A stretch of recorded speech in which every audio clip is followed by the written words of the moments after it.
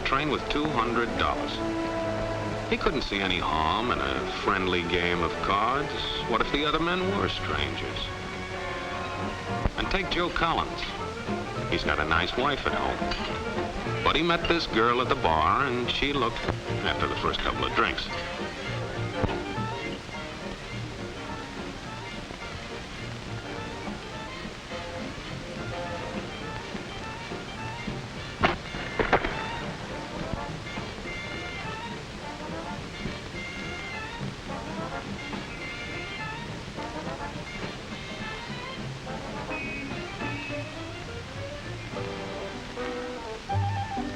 There's a good old-fashioned word for people like us. We call them suckers. And there are other people. People who stay up nights figuring out how to take away what they've got. There are all kinds of games. Mike here, for instance. He's got everything in me. He's young, he's healthy, got a job. And he's got plenty of food. Big factories to make things a man can use. Big cities to do the business of a big company. And people, lots of people. Enough to work the farm and build the factories, dig the mines, and run the business. All kinds of people. People from different countries with different religions, different colored skins. Free people. They can live together and work together and build America together because they're free. Free to vote, to say what they please, go to their own churches, to pick their own jobs. Yeah, Mike's got something, all right. He's got America. But there are guys who stay up nights figuring out how to take that away from him. I happen to know the facts. Now, friends, I'm just an average American. But I'm an American. And some of the things I see in this country of ours make my blood boil. I see people with foreign money. I see Negroes holding jobs that belong to me and you. Now, I ask you, if we allow this thing to go on, what's going to become of us real Americans? I've heard this kind of talk before, but I never expected to hear it in America. This fellow seems to know what he's talking about. What are we real Americans going to do about it?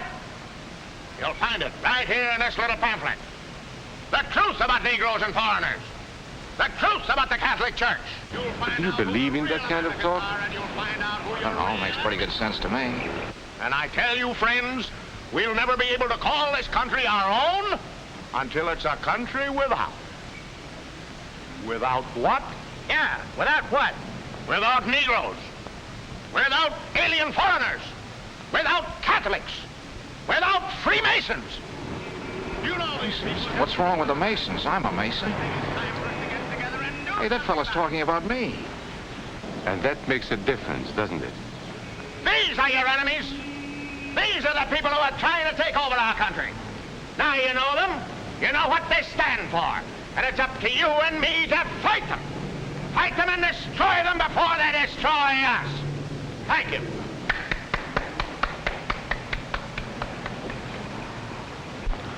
Before he said Masons, you were ready to agree with him. Well, yes, but he was talking about... What about those other people? But in this country, we have no other people. We are American people. What about you? You aren't American, are you? I was born in Hungary, but now I am an American citizen. And I have seen what this kind of talk can do. I saw it in Berlin. What were you doing there? I was a professor at the university. I heard the same words we have heard today. But I was a fool then. I thought Nazis were crazy people, stupid fanatics. But unfortunately, it was not so. You see, they knew that they were not strong enough to conquer a unified country. So they split Germany into small groups. They used prejudice as a practical weapon to cripple the nation. Of course, that was not easy to do. They had to work hard to do it. You see, we human beings are not born with prejudices. Always they are made for us, made by someone who wants something. Remember that when you hear this kind of talk. Somebody's going to get something out of it, and it isn't going to be you. This is not classroom theory. I saw it happen. I saw it first in Berlin in 1932. 5 young men that I knew were standing in the crowd listening to the Nazi speaker. Eric was a Catholic. Anton, a student of mine, was a Jew. Heinrich owned a small hardware store. Karl was a farmer. And Hans was an unemployed metal worker. To all Bavarian Germans, I say it is time you inherited the nation which rightfully belongs to you. To you alone belongs the glorious destiny of the greater Germany. The Nazi Party will provide land for the farmer, work for the worker, and profits for the small businessman. Who is getting these things now? The Jew. The Jew who has stolen our nation and our birthright. Who makes all the money and takes all our jobs? The Jew! He must be shunned. He must be ostracized. He must be eliminated. And the Catholics. We don't want our great nation run by a foreign church. We Germans will know what to do with these people when the time comes. They and their faith must be destroyed. Then there are the Freemasons. In Germany, we have no place for secret societies.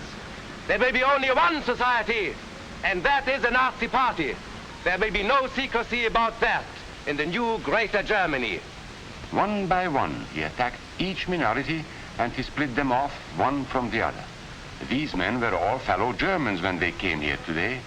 Now they were split into rival groups, suspicious of each other, hating each other. They were being swindled, all of them. But the man who was really being fooled was Hans. He was pure German, according to Nazi standards. To him they promised everything, and he fell for it. That's how Hans became a Superman. They gave him a uniform and they pumped up his ego. He wasn't just a little fellow out of work anymore. He was a member of the master race. Hans and thousands of others like him, all playing a sucker's game. They gambled with other people's liberty, and of course they lost their own. A nation of suckers. Hitler needed these people.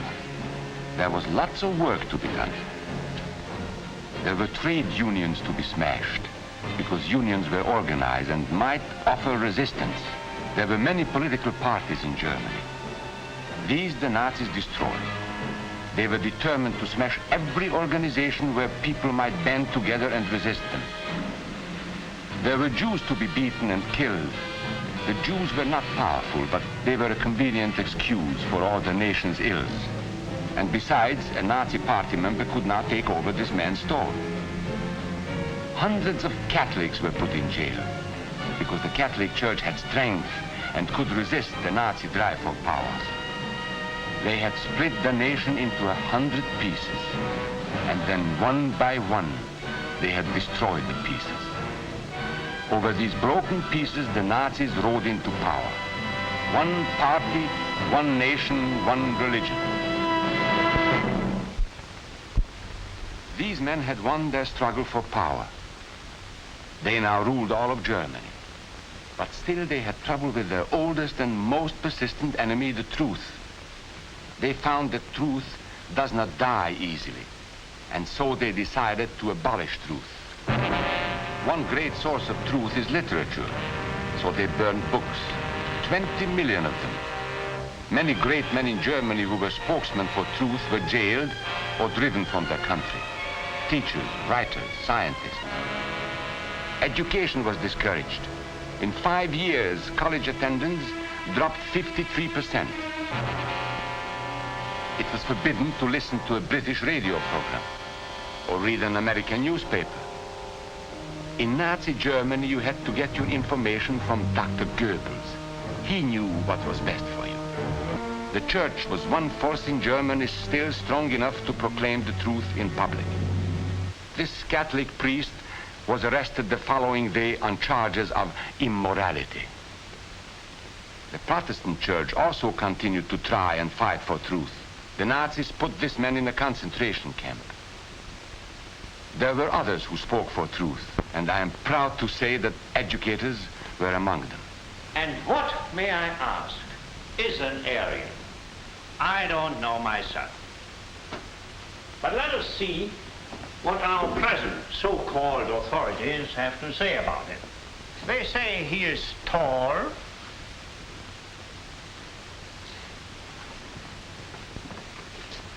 slender,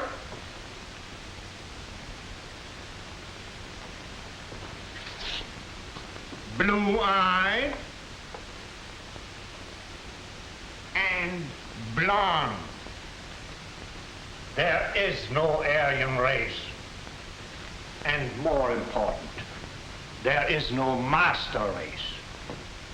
There are people who may find these ideas convenient, but science cannot support them. There is no scientific proof that there's any correlation between a man's racial characteristics and his native ability or character. In all racial groups, we find the same range of potentialities. We find idiots and geniuses. We find criminals and philanthropists. We must judge each man as an individual and not by the color of his skin or his eyes or by the length of his nose.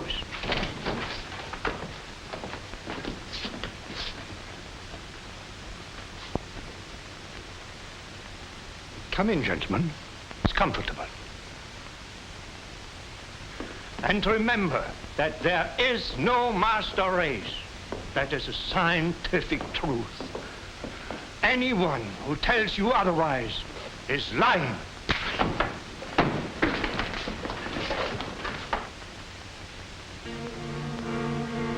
And so for all practical purposes, truth had been abolished in Germany. A lot of my German friends wondered what had hit them. How did it happen? Where did it start? It started right here. And this was where it could have been stopped. If those people had stood together, if they had protected each other, they could have resisted the Nazi threat. Together they would have been strong. But once they allowed themselves to be split apart, they were helpless. When that first minority lost out, everybody lost out. They made the mistake of gambling with other people's freedom. Now let's see how those bets paid off.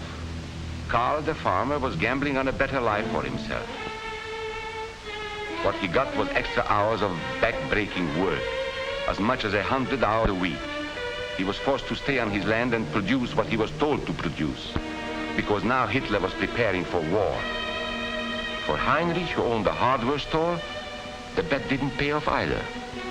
104,000 small businesses were closed in 2 years. And for Hans, conditions hadn't improved any. He had a job now in a munitions factory, but he worked long hours for little pay.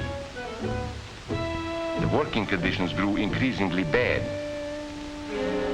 And even though he didn't like the job, he wasn't permitted to leave it.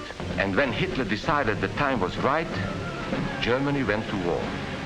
Not by declaring war, but by a carefully prepared sneak attack. Once again, Hitler needed Hans to do his dirty work. Hans was an expert at brutality this time, and Hitler had decided to use Hans and his brutality against other peoples, the Czechs, the Poles, the French, the Russians. But in the crucial test of war, Hitler's race theories didn't pay off. His pure-blooded supermen were defeated by the mongrel armies he despised. By the British of El Alamein.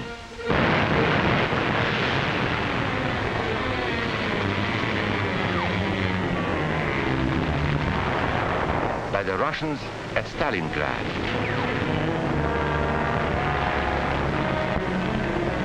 Then on D-Day by American soldiers of every color and religion, who smashed across the Normandy beaches and drove on through to the heart of Germany. For the misguided Germans who had swallowed the Nazi bait, the Nazi game did not pay off. The continent of Europe was strewn with millions of German bodies, pure Aryan bodies. Karl, the farmer, was left in the snow outside of Moscow. Heinrich stayed in Italy at Salerno. And Hans, who was going to rule the world, got only a little patch of Normandy that he could call his own. We must never let that happen to us or to our country. We must never let ourselves be divided by race or color or religion, because in this country we all belong to minority groups.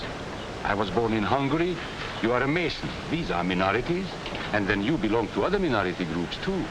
You are a farmer. You have blue eyes. You go to the Methodist Church. Your right to belong to these minorities is a precious thing. You have a right to be what you are and say what you think, because here we have personal freedom. We have liberty. And these are not just fancy words. This is a practical and priceless way of living. But we must work at it. We must guard everyone's liberty, or we can lose our own.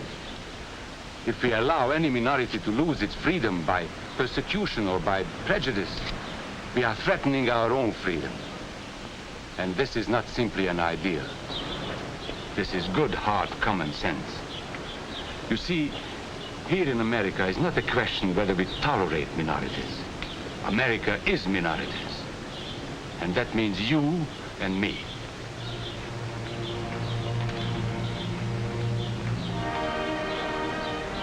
So let's not be suckers. We must not allow the freedom or dignity of any man to be threatened by any act or word. Let's be selfish about it. Let's forget about we and they. Let's think about us.